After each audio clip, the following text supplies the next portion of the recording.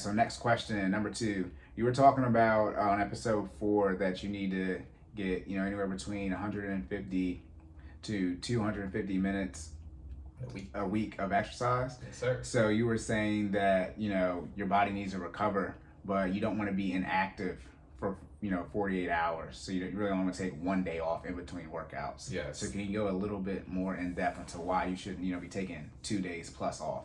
So there's a process that your body starts when you become inactive for extremely long periods of time. And that starts at about 48 hours. And then, of course, the longer you stay inactive, the more things that begin to happen to your body. But there's like a variety of effects that begin to occur when you are inactive. So that's the primary reason why I recommend that you need to, you can take 2 days off a week, but I would never take 2 consecutive days off, in a week, calendar week. So some of the things that your body goes through when you start becoming inactive, your metabolism, that's the first thing that starts to become impacted. Your body, so again, your metabolism, for people who don't know, is the way that your body breaks down calories. If you're in a consistent fitness routine, your metabolism is usually used to breaking down calories at a specific rate. It's almost heightened, if you will. So if you become inactive, or you don't do anything for 2 days, your body will kind of go into, it's almost like having gas it's almost like your body burning through gas, similar to like a car, mm-hmm. and then you don't drive anywhere, and then you know what I mean, but you're still putting gas into the car, right? Oh, okay. So you know what I mean, like your metabolism will almost go into a rut, and it'll try to adjust because you're still shoving calories into your body, mm-hmm. but you're not necessarily burning them off like you were, right? So now it goes into the state where it's almost like storing it on your body as fat, and your body will do this regardless of whether you're active or not active, but your metabolism will determine how fast you burn off those calories. Does that make sense? Okay. So your body always is technically storing fat, but being active allows you, again, you got to drive that car around, so you make sure you are burning off, mm-hmm. using some of that gas, right? You never want your gas tank to overflow, and that's what happens when you become inactive. Another effect that your body kind of starts to go through when you become inactive, or for at least 48 hours or more, is your bones start to this is getting kind of into the minute details of things. Your bones technically stop absorbing calcium deposits, so your bones actually start to kind of get more brittle over time, right? Again, this is, and I'm not trying to say like, oh, after 2 days, like your bones are gonna start breaking, right? No, but like the longer you become inactive, the less calcium your bones absorb, because you're not using them, and then they do become more brittle over time. So you're almost like more likely to break something if you were to to get up and try to do something after not doing anything for several weeks at a time. Right. That's why people, when they go, let's say you go into like a coma or something, you go into the hospital, and you haven't used your bones or even your muscles. So we'll talk about this afterwards. Your muscles actually can go into a state called atrophy. Yep. So if you don't use your muscles, the proteins in your muscles start to die, or they start to break down. And then it becomes harder for you to use them when you do want to use them. So literally, if your muscles and your bones had that same effect at the same time, I mean, you're basically like almost like shriveling up. Picture a plant that hasn't gotten any water or sunlight. That's basically what happens to your body when you become inactive for super long periods of time. I'm trying to think of other major effects that happen after 48 hours, but those are some of the bigger ones that you kind of got to look out for. Right. So how do you balance then, because I deal with this, you're sore, right? So it's like, you're saying, no more than 48 hours, but it's like, all right, well, I take 24 off. Look, hour 36, look, my muscles are not weaker, but, they're still sore, so I can't, essentially reach my limit. So how do you manage that then? So you just want to make sure, so to I don't want to say get rid of, but to kind of deal with soreness, you just got to make sure that you're stretching. And when I say being inactive, let's be clear. Being inactive means doing absolutely nothing. Couch potato. Yes. Video games. Like I'm talking about like no physical activity whatsoever. You can have a rest day and not be inactive. You see what I'm saying? So on your rest day, you can go, let's say you go for a walk. That counts, right? So you're being active that day. As long as you might not be consuming, your body might not be burning the amount of calories that it's used to when you're actually having a full-on active day, but I'm not being inactive. You see what I'm saying? So that's what you want. If you're going to take a rest day, or if you're going to take 2 consecutive rest days in a row or more, you want to just make sure that you're not being completely inactive on your rest days. So that's how you balance it out. But to answer your question for the soreness, you gotta make sure you're stretching. So do your your yoga. No. Make sure you. No. You're not a fan of yoga? No, I am yoga. No, yoga is terribly hard.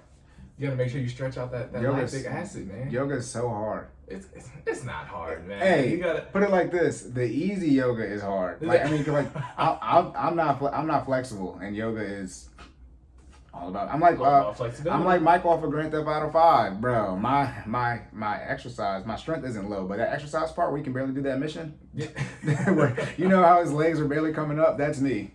I mean, but you got it. I can see the yoga instructor, so I know that I'm not on par. I be watching them bend, and I be like, "We're doing two different exercises.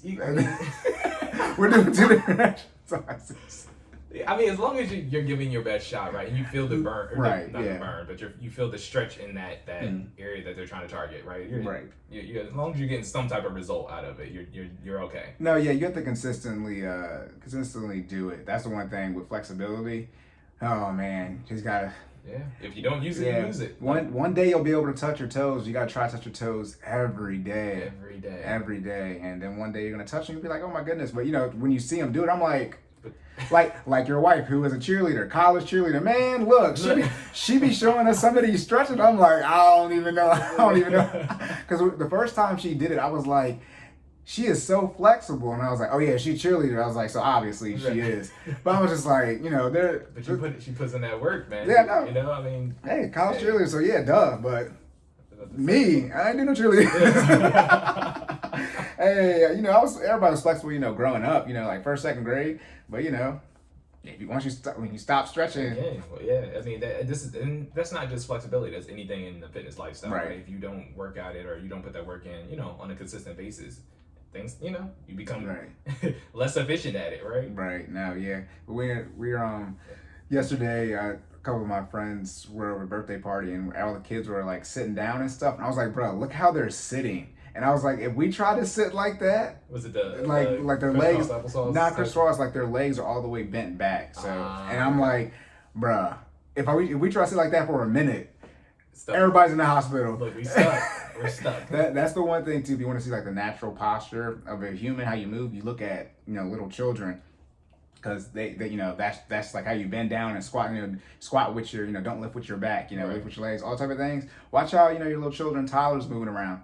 That's like literally the exact structure and body posture you have. Now you're like, I'm not a child no more. Well, put in that work. Right. But no, yeah, so that's the funny thing about that. One other thing that I forgot to mention, when you become inactive for 48 hours or more, it actually starts to affect your balance. So I know since we're on the topic of stress, this is 2 days is not that long. I know. A lot of negative stuff. Again, these are effects that happen that start after 48 hours, and then again, the longer you're inactive, the worse they get, right? But right.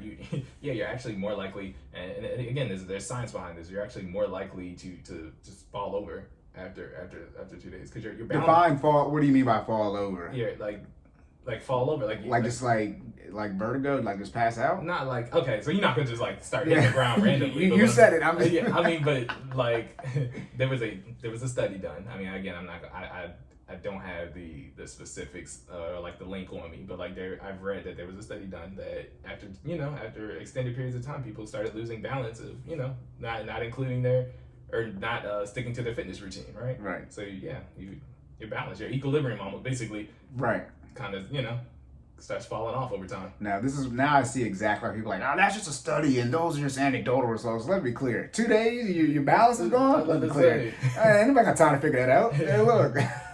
It's almost like hit points. You're in a game, and you know what I mean. Like your hit points start fading if you don't put in that work to maintain them. Yeah, that's like on Grand Theft Auto Online. Your stats will start dwindling down if you don't, get on every day. Exactly. Right, so you'll start losing your balance. You gotta put the work in, man. Okay, so and then the other thing is you gotta as we get older, right? So like there are multiple factors that go into how fast these things start dwindling off, and age is one of them, right? So like the older you get, the longer you're inactive, the harder it is to snap back. Get back in shape. Yeah, so it's like, balance ain't one of them things you want to lose. You know what I mean? And then as we're getting older, it's hard to maintain. So you get in shape and stay in shape. You know what I mean? Right, man. That's why, look, for those of you who don't know, for people who played sports growing up, it ain't nothing like being a teenager in shape. So for those of you who weren't in shape as a teenager, you don't even know what it's like to like just crazy recovery I time. would love to have my, and I'm saying this as a 28-year-old. Shout out, hey, my birthday was on. I say Jordan had a birthday 3 days ago. Yo, May 6th. So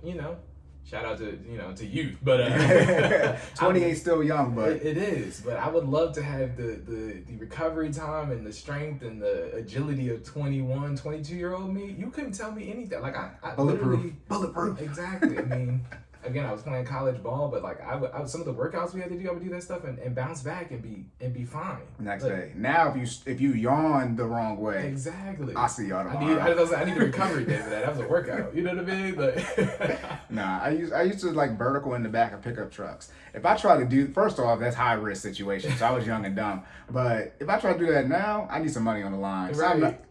That's fear factor. Bro, 30 inches? You got me messed up. You got me messed up. Like actually into the truck. The bed's not even down. So like over the whole, yeah. Man, look. Man, just out here. I had one guy. You had bunnies. I got funnies now. Look at that. I had one guy. He did gymnastics in high school. He was doing parkour. Look. I don't know how old the average parkour person is, but it's got to be under 25. Yeah. He was 17, 18, just jumping off of stuff. Yeah. Look, if I saw him out there doing it, first off, he'd put him, some type of mental institution, because, bro, you can't be out here doing parkour at 28. That's going to get you hurt. Good luck, man. Look.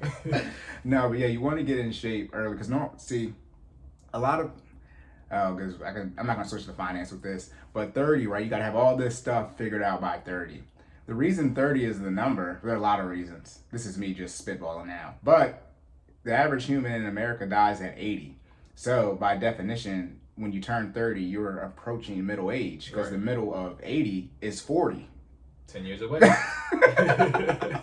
So you turn 30, you're approaching middle age in your 30s, and 40, it probably is the same for women. But, men, that's when our testosterone, really takes that big dip.